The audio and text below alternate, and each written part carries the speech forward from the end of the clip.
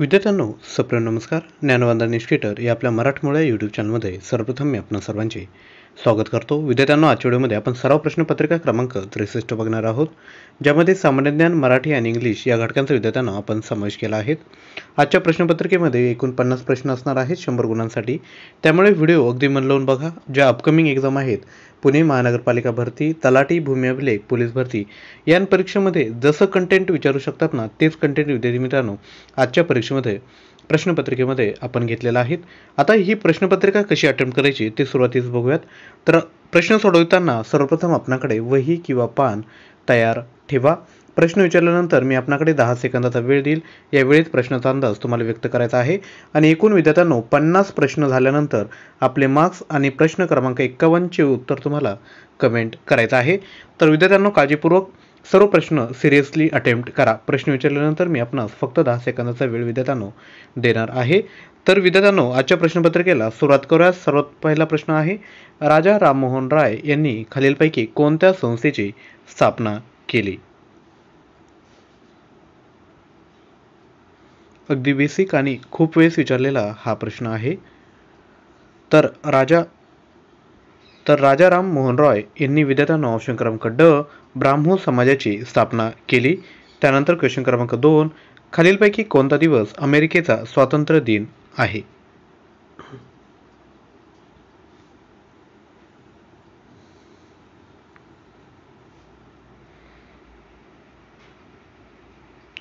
तर ऑप्शन क्रमांक डी 4 जुलै हा विद्यार्थ्यांनो अमेरिकेचा स्वातंत्र्य दिन आहे.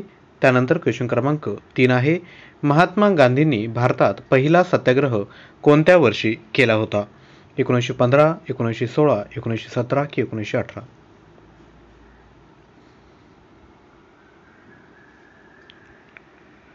तर ऑप्शन क्रमांक क 1917 हे विद्यार्थ्यांनो योग्य उत्तर आहे.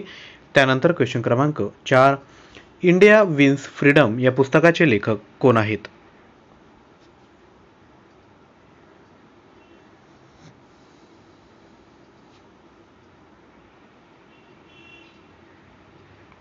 तर ऑप्शन क्रमांक क मौलाना अबुल कलाम आझाद हे विद्यार्थ्यांनो इंडिया विन्स फ्रीडम या पुस्तकाचे लेखक आहेत.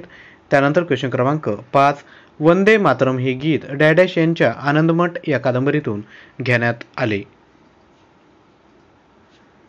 विद्यार्थ्यांनो, हा प्रश्न येण्याचे दाट शक्यता आहे. तर वंदे मातरम हे जे गीत आहे ते बंकिमचंद्र चॅटर्जी यांच्या कादंबरीतून घेण्यात आलेलं आहे. त्यानंतर क्वेश्चन क्रमांक 6, खालीलपैकी शोक व गिलगिट कोणत्या नदीच्या उपनद्या आहेत? विद्यार्थ्यांनो, अंदाज व्यक्त करायचा आहे. तर ऑप्शन क्रमांक डी सिंधू नदी हे विद्यार्थ्यांनो योग्य उत्तर आहे. त्यानंतर क्वेश्चन क्रमांक 7, चांदोली धरण कोणत्या नदीवर आहे? भूगोल टॉपिकमधील विद्यार्थ्यांनो हे सर्व प्रश्न आहेत. तर चांदोली हे जे धरण आहे ते वारणा नदीवर आहे. त्यानंतर क्वेश्चन क्रमांक 8, भारतातील सर्वात मोठा त्रिभुज प्रदेश पश्चिम बंगालमधील कोणता?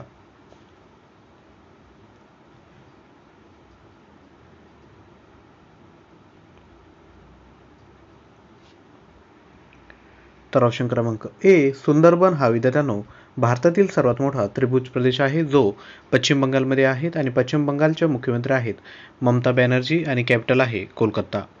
त्यानंतर क्वेश्चन क्रमांक 9, नाशिक जिल्ह्यात एकूण किती तालुके आहेत?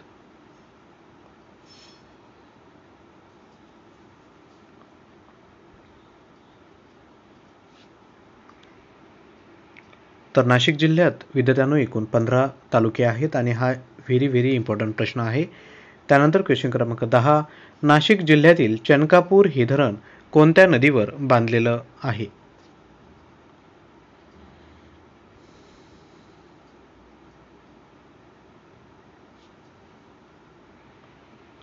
तर नाशिक जिल्ह्यातील चनकापूर हे जे धरण आहे ते ऑप्शन क्रमांक ए गिरणा नदीवर बांधलेलं आहे.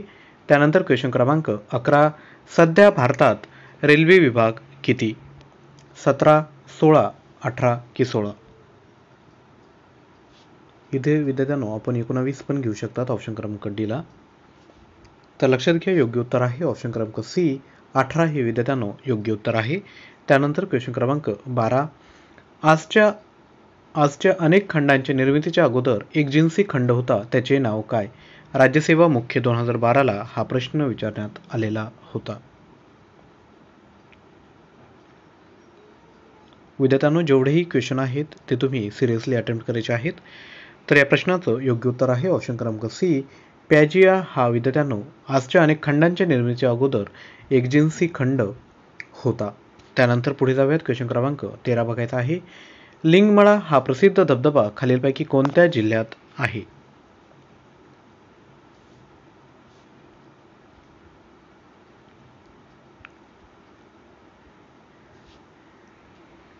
तर लिंगमळा हा जो प्रसिद्ध धबधबा आहे तो ऑप्शन क्रमांक बी सातारा जिल्ह्यात आहे. त्यानंतर क्वेश्चन क्रमांक 14 पारकुई वन्यजीव अभयारण्य खालीलपैकी कोणत्या राज्यामध्ये स्थित आहे? UPSC पूर्व 2018ला विद्यार्थ्यांनो हा प्रश्न विचारण्यात आलेला होता.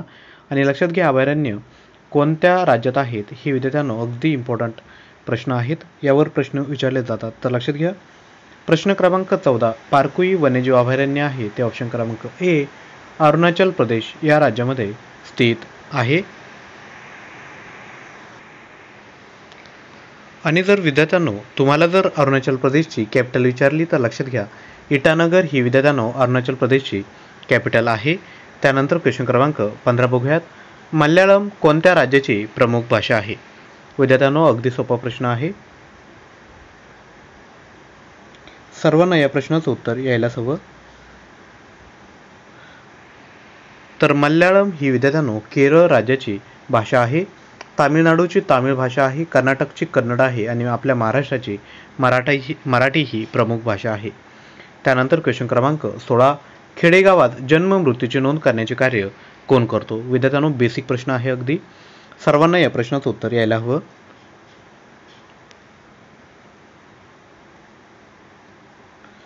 तर खेडेगावात जन्म मृत्यूची नोंद ही विद्यार्थ्यांनो ग्रामसेवक करतो. आणि ग्रामसेवकास काय म्हणतात तर ग्रामपंचायतीचा सचिव म्हणतात. ग्रामसभा जर बोलवायची असेल तर तो अधिकार कोणाला असतो तर सरपंचांना तो अधिकार असतो. तसेच जी वसुली असते वसुली करण्याचेही अधिकार ग्रामसेवकाकडे असतात. त्यानंतर क्वेश्चन क्रमांक 17 ग्रामसभेचे सदस्यत्व प्राप्त होण्यासाठी नागरिकाचे किमान वय किती असावे लागते? 18, 21, 25 की 30? विद्यार्थ्यांनो अंदाज व्यक्त करा.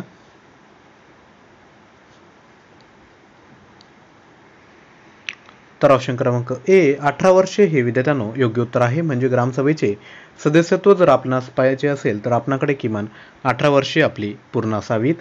त्यानंतर क्वेश्चन क्रमांक 18 आहे खालीलपैकी कोणत्या शहरात महानगरपालिका नाही?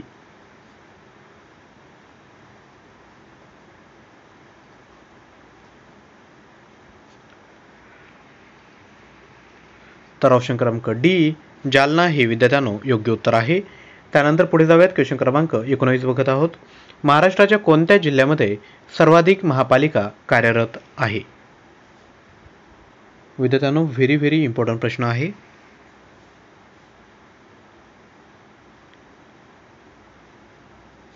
तर या प्रश्नाचं योग्य उत्तर आहे ऑप्शन क्रमांक क ठाणे. आणि विद्यार्थ्यांनो जर आपण नोटबुकमध्ये 1 ते 20 1 ते 50 जर आकडे लिहून घेतले असेल तर तुम्हाला अंदाज व्यक्त करायला सोपं जाईल. तर पुढे जाऊयात. क्वेश्चन क्रमांक 20 बघूयात. पंचायत राज्य व्यवस्थेला कितव्या घटनादुरुस्तीने घटनात्मक दर्जा देण्यात आला?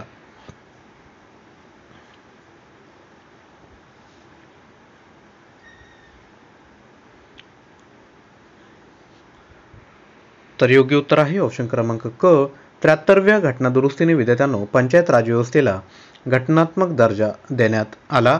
त्यानंतर क्वेश्चन क्रमांक 21 बिहारमधील चंपारण्य येथील सत्याग्रह कोणत्या पिकाशी निगडीत होता?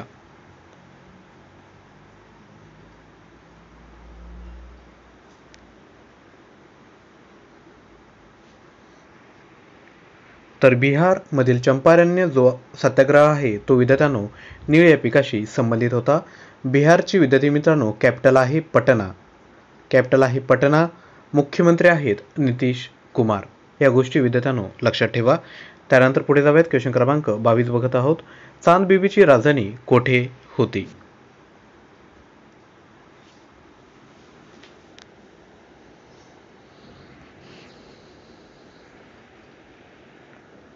तर चांद बीबीची राजधानी ही विद्यार्थ्यांनो ऑप्शन क्रमांक ब अहमदनगर या ठिकाणी होती. आणि महाराष्ट्रातील सर्वात मोठा जिल्हा कोणता आहे तर अहमदनगर हा आहे. त्यानंतर क्वेश्चन क्रमांक 23 बघूयात. वनस्पती किंवा प्राणी यांचे आरंभीचे वय शोधण्यासाठी खालीलपैकी कोणता कार्बन आयसोटोप्स वापरतात.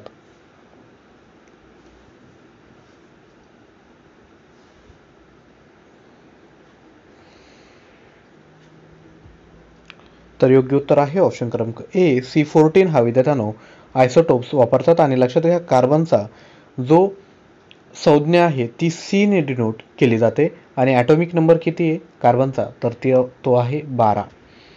त्यानंतर पुढे जाऊयात. क्वेश्चन क्रमांक 24 बघत आहोत. गुरी शिखर खालीलपैकी कोणत्या पर्वतरांगेच्या सर्वोच्च शिखर आहे.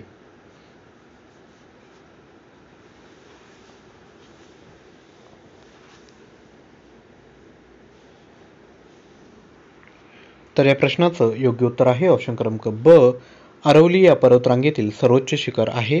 त्यानंतर क्वेश्चन क्रमांक 25 महाराष्ट्र विधान परिषदेमध्ये एकूण किती सदस्य आहेत.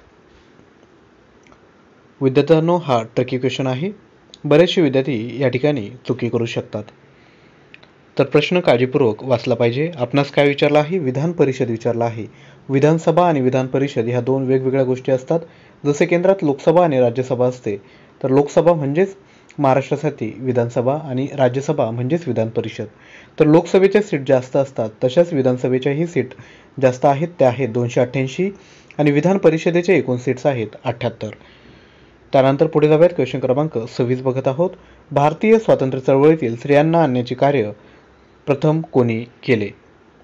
4 ऑप्शन आहेत यापैकी योग्य उत्तर गेस करा.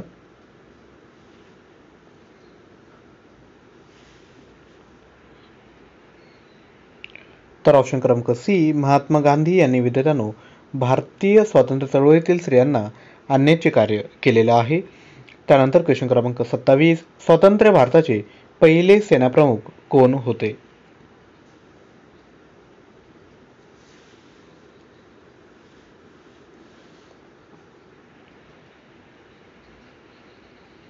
तर ऑप्शन क्रमांक ए जनरल करियप्पा हे स्वतंत्र भारताचे पहिले सेनाप्रमुख होते. त्यानंतर क्वेश्चन क्रमांक 28 डॅश वर्षी नाशिक येथे कुंभमेळा भरणार आहे. 24, 26, 27 की 28.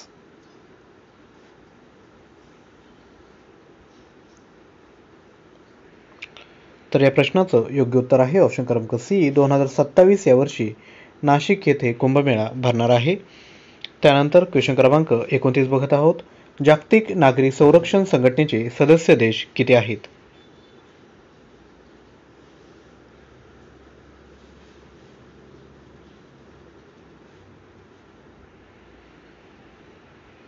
तर ऑप्शन क्रमांक ए 59 हे योग्य उत्तर आहे. त्यानंतर क्वेश्चन क्रमांक 30 महात्मा गांधींच्या नेतृत्वाखाली शेतकऱ्यांनी 1918 मध्ये सारा बंदी चळवळ कोणत्या जिल्ह्यात सुरू केली.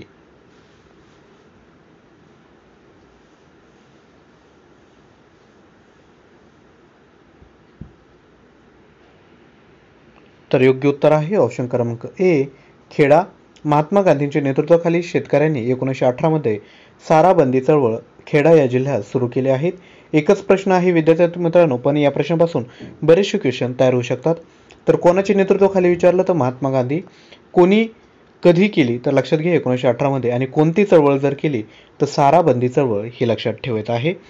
पुढे जाऊयात. क्वेश्चन क्रमांक 31 बघत आहोत. इंग्लंडच्या लिसेस्टर क्रिकेट मैदानाला कोणत्या दिग्गज क्रिकेटपटूचे नाव देण्यात आलं. जे विद्यार्थी चालू घडामोडींचे आपले डेली व्हिडिओ बघत असतात सकाळी 6 वाजता आणि ज्या विद्यार्थ्यांचं जनरल नॉलेज चांगलं आहे त्या विद्यार्थ्यांना या प्रश्नाचं उत्तर यायला हवं. तर लक्षात घ्या इंग्लंडच्या लिसेस्टर क्रिकेट मैदानाला ऑप्शन क्रमांक बी सुनील गावस्कर या क्रिकेटपटूंचं नाव देण्यात आलं आहे. त्यानंतर क्वेश्चन क्रमांक 32 व्हेरी इम्पॉर्टंट प्रश्न. दिनेश शहारा जीवनगौरव पुरस्कार कोणत्या क्षेत्राशी संबंधित आहे. विद्यार्थ्यांनो आपण जर चालू घडामोडींची व्हिडिओ जर बघितले असेल तर हा तुमच्यासाठी विद्यार्थ्यांनो रिव्हिजन म्हणून हा नक्कीच असणार आहे. तर तुम्ही अंदाज व्यक्त करायचा आहे.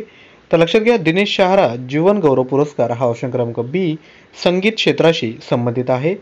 त्यानंतर क्वेश्चन क्रमांक 33 कोणत्या राज्याचा क्रीडा विभाग 29 ऑगस्टपासून खेड मेळा आयोजित करणार आहे?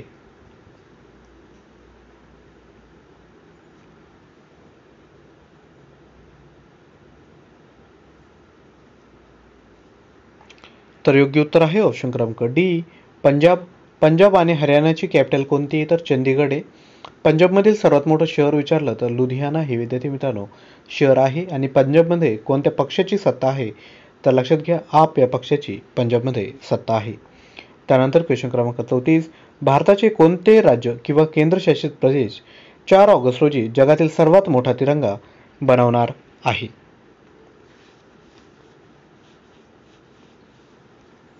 विद्यार्थ्यांनो अंदाज व्यक्त करायचा आहे. तर लक्षात घ्या, ऑप्शन क्रमांक सी दिल्ली हे विद्यार्थ्यांनो योग्य उत्तर आहे. आपणास माहीत असेल की हा प्रश्न अगदी इम्पॉर्टंट आहे.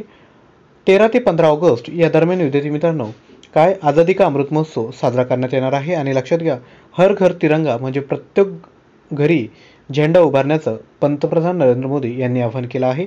त्यामुळे 13 ते 15 हा जो कालावधी आहे हा तुम्हाला लक्षात ठेवायचा आहे. आणि कोणी सर्वात मोठा तिरंगा बनवला तर दिल्ली हे विद्यार्थ्यांनो योग्य उत्तर आहे. त्यानंतर क्वेश्चन क्रमांक 35 आहे. पी व्ही सिंधू आणि मनप्रीत सिंग जुलै 2022 मध्ये राष्ट्रकुल खेळांच्या उद्घाटन समारंभात भारताचे ध्वजधारक आहेत. 2022 राष्ट्रकुल खेळ कोणत्या देशात झाले? तर राष्ट्रकुल स्पर्धा म्हणजेच विद्यार्थ्यांनो कॉमनवेल्थ स्पोर्ट्स.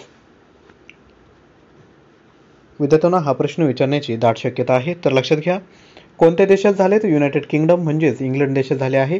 आणि कोणत्या शहरात झाले विचारलं तर लक्षात घ्या, बर्मिंगम या शहरात विद्यार्थ्यांनो झालेला आहे. आणि कितवी एडिशन आहे असा जर प्रश्न विचारला तर लक्षात घ्या, ही 22वी एडिशन आहे.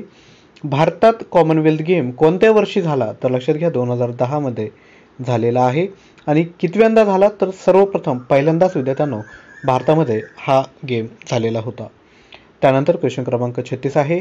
राष्ट्रकुल क्रीडा स्पर्धा किती वर्षांनी आयोजित केली जाते? म्हणजेच कॉमनवेल्थ गेम किती वर्षांनी आयोजित केली जातात?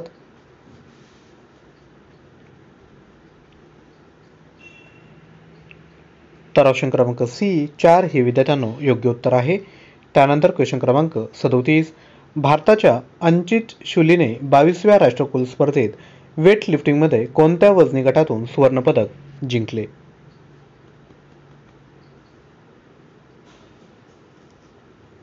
विद्यार्थ्यांनो अंदाज व्यक्त करायचा आहे. व्हेरी इम्पॉर्टंट प्रश्न आहे. तर लक्षात घ्या, भारताच्या अंचित शुलीने 22व्या राष्ट्रकुल स्पर्धेत वेट लिफ्टिंगमध्ये ऑप्शन क्रमांक डी 73व्या वजनी गटातून सुवर्णपदक विद्यार्थ्यांनो जिंकलेलं आहे. त्यानंतर क्वेश्चन क्रमांक 38, 22व्या राष्ट्रकुल स्पर्धेत कोणत्या भारतीय वेटलिफ्टरने 300 kg वजन उचलून सुवर्णपदक जिंकले?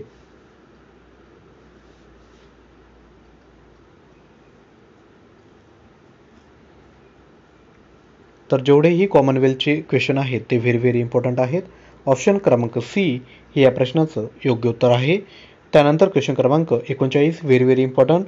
शिल्पग्राम योजना हा कोणत्या केंद्रीय मंत्रालयाचा उपक्रम आहे?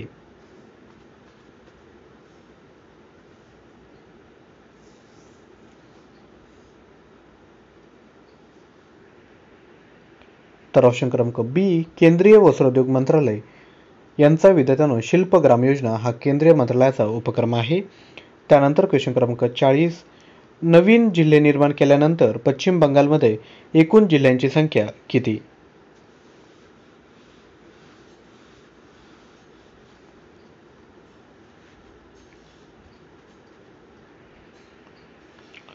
तर पश्चिम बंगालमध्ये विद्यार्थ्यांनो एकूण नवीन 7 जिल्हे तयार झाले. आणि 7 जिल्हे तयार झाल्यानंतर पश्चिम बंगालमध्ये एकूण जिल्ह्यांची संख्या आहे 30. त्यानंतर क्वेश्चन क्रमांक 41 बघत आहोत. मराठी ग्रामरचे प्रश्न आहेत. दुसऱ्याचे दुःख पाहून कळवळणारा या शब्दसमूहासाठी एक शब्द निवडा.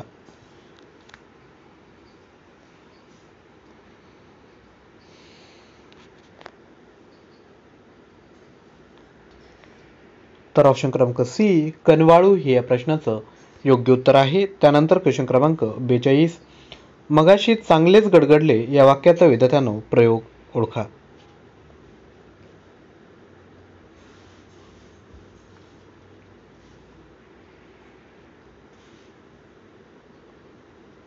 तर मगाशी चांगलेच गडगडले या वाक्याचा प्रयोग आहे ऑप्शन क्रमांक सी, भाव कर्तरी प्रयोग. त्यानंतर क्वेश्चन क्रमांक 43, त्या दृश्याने माझ्या अंगावर शहारे आले. वाक्यातील शहारे या शब्दाचे वचन ओळखा. अगदी बेसिक प्रश्न विद्यार्थ्यांनो. शहारे आले, तर शहारे हा जो शब्द आहे तो विद्यार्थ्यांनो अनेक वचन आहे. त्यानंतर क्वेश्चन क्रमांक 44, भाववाचक नामाचा समावेश कोणत्या गटात होतो?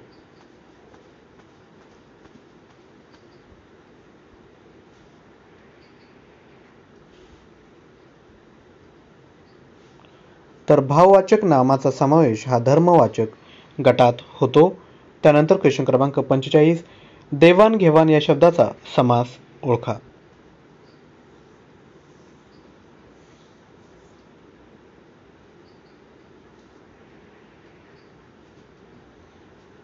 तर देवाणघेवाण या शब्दाचा समास आहे इतरेतर द्वंद्व. त्यानंतर विद्यार्थ्यांनो आता 46 ते 50 हे जे प्रश्न आहे ते कशावर आहेत तर इंग्लिश ग्रामरवर प्रश्न आहेत. 46 ते 50 मध्ये तुम्हाला चूज दी बेस्ट अल्टरनेटिव्ह ओळखायचा आहे. म्हणजे 4 ऑप्शनपैकी योग्य ऑप्शन कोणता असेल तो गाळलेल्या जागी जर पुटअप केला तर वाक्य अर्थपूर्ण होते. तर तुमच्यासाठी क्वेश्चन क्रमांक 46 आहे, डॅश यू स्टुडंट्स. ऑप्शनपैकी योग्य उत्तर निवडा.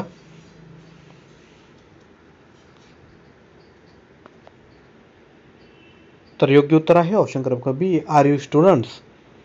त्यानंतर क्वेश्चन क्रमांक 47, dash the man at work.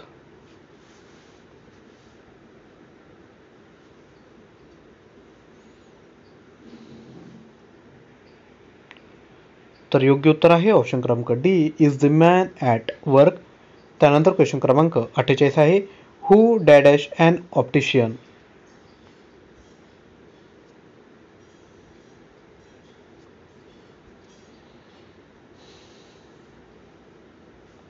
तर या प्रश्नाचं योग्य उत्तर आहे ऑप्शन क्रमांक A, who is an optician.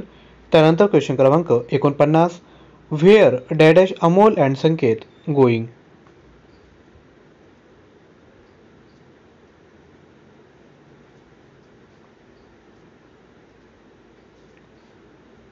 तर योग्य उत्तर आहे ऑप्शन क्रमांक B, where are Amol and Sanket going.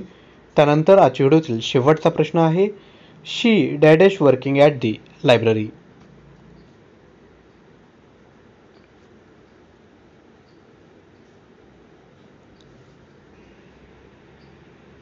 तर योग्य उत्तर आहे she is working at the library, म्हणजे ऑप्शन क्रमांक सी योग्य उत्तर आहे. तर विद्यार्थ्यांनो या पद्धतीने आपण एकूण 50 प्रश्न बघितलेले आहेत. तर तुमच्यासाठी विद्यार्थ्यांनो प्रश्न आहे, भंडारदरा धरण कोणत्या नदीवर आहे? या प्रश्नाचं उत्तर खाली कमेंट करा आणि आपले 50 पैकी किती बरोबर आलेत हे विद्यार्थ्यांनो खाली कमेंट करायचं आहे. लाजायचं नाही किंवा घाबरायचं नाही. लक्षात घ्या, परीक्षेची भीती या गोष्टीतून तुमची कमी होणार आहेत. लक्षात घ्या, कमी मार्क आलेत तरीही काही प्रॉब्लेम नाही, परंतु जेवढेही प्रश्न चुकले आहेत किंवा जे बरोबर आलेत ते प्रश्न जर परीक्षेत आले तर आपले मार्क जायला नको. या हेतूने विद्यार्थी मित्रांनो आपण ही प्रश्नपत्रिका घेऊन येत असतो. तर प्रश्नपत्रिका सिरियसली अटेम्प्ट करायची आहे. आता 50 पैकी तुमचे किती बरोबर आले? सपोज 32 जर बरोबर आले असेल तर 32 दुने 64, 64/100 हा तुमचा स्कोर असेल. हा स्कोर तुम्ही विद्यार्थ्यांनो खाली कमेंट करा. तसंच या प्रश्नाचंही उत्तर तुम्ही खाली कमेंट करायचं आहे. तसेच आजचा व्हिडिओ कसा वाटला हे तुम्ही कमेंट करू शकतात. तसेच तुमचे काही सजेशन असेल त्याही तुम्ही विद्यार्थ्यांनो खाली नक्कीच कमेंट करू शकतात. तसेच ऑलरेडी तुम्हाला माहीत आहेत आपल्या चॅनलवर डिफरंट प्लेलिस्ट केल्या आहेत, जसे की इंग्लिश ग्रामर, भूगोल, मराठी व्याकरण, मेंटल ॲबिलिटी, इतिहास, सर्व प्रश्नपत्रिका, करंट अफेअर्स, त्यानंतर मॉक टेस्ट, पॉलिटी, सामान्य ज्ञान, सामान्य विज्ञान अशा डिफरंट प्लेलिस्ट आहे. तुम्हाला ज्याही विषयाचा तयारी करायचं असेल तर ती प्लेलिस्ट विद्यार्थ्यांनो आपण वॉच करत चला. तर लक्षात घ्या, आपण जर सिरियसली प्रिपरेशन करत असाल तर दररोज सकाळी जो 6 वाजता आपले चालू घडामोडींची व्हिडिओ येतात ते तुम्ही विद्यार्थी मित्रांनो सिरियसली वॉच करायचे आहेत. तर लक्षात घ्या, त्या प्रश्नांमध्ये आपण काय करत असतो की एखादं राज्य आलं तर राज्याबद्दल अधिकची माहिती सांगतो, बरोबर. एखादी जर ऑर्गनायझेशन आली त्याबद्दलची अधिकची माहिती सांगतो. एखादी जर ऑर्गनायझेशनचा शॉर्ट फॉर्म आला तर त्याचा फुल फॉर्म आपण सांगत असतो. म्हणजे काय करत असतो की प्रश्न त्यासोबत अधिकची माहिती अशा पद्धतीने कव्हर करतो की तुमच्या परीक्षेमध्ये प्रश्न जर आले तर तुमचे मार्क्स जायला नको. तर विद्यार्थी मित्रांनो, जेही सिरियसली स्टुडंट प्रिपरेशन करत असाल त्यांनी काय करायचं आहे, आपल्या चॅनलला लगेचच सबस्क्राईब करून घ्या आणि लक्षात घ्या आजच्या व्हिडिओला लाईक करायचं आहे. आजच्या व्हिडिओचं टार्गेट आहे 100+ लाईक. विद्यार्थ्यांनो, आम्हालाही तुम्ही मोटिवेट करू शकता व्हिडिओला लाईक करून. तसेच आपले जेवढेही मित्र आहेत त्या किंवा मैत्रिणी आहेत त्यांपर्यंत आपला व्हिडिओ शेअर करायचा आहे. जर तुम्हाला टेलिग्रामच्या माध्यमातून चालू घडामोडींचा जर सराव करायचा असेल तर आपलं जे current affairs Marathi Telegram channel आहे त्याला तुम्ही जॉईन करू शकता. तर लिंक डिस्क्रिप्शन बॉक्समध्ये आहे. तर विद्यार्थ्यांनो, लगेच व्हिडिओला लाईक करून द्या आणि चॅनलला सबस्क्राईब करून द्या. नवीन व्हिडिओमध्ये लवकरच भेटूयात. तोपर्यंत